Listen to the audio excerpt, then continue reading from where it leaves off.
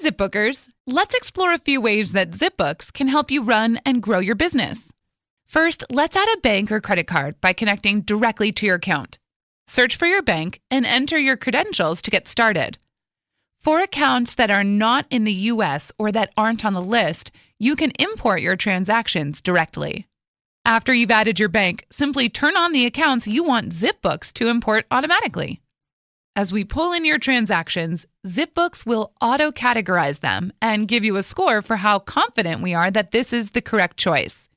Confirm a transaction by clicking the check mark or manually change the category.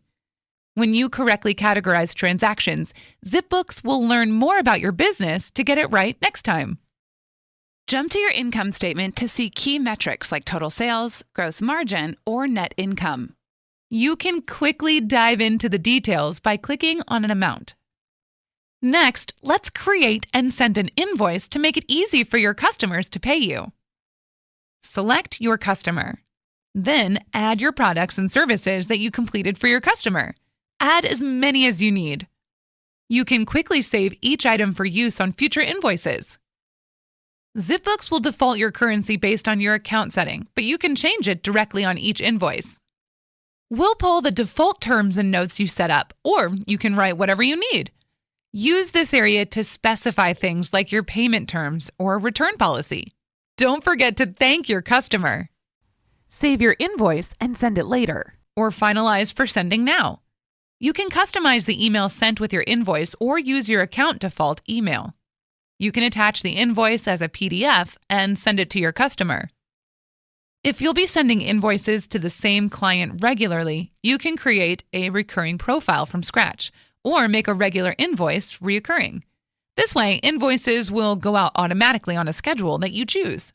If you're curious about your customer's total balance of all invoices, that's easy enough. Your report section has all the answers.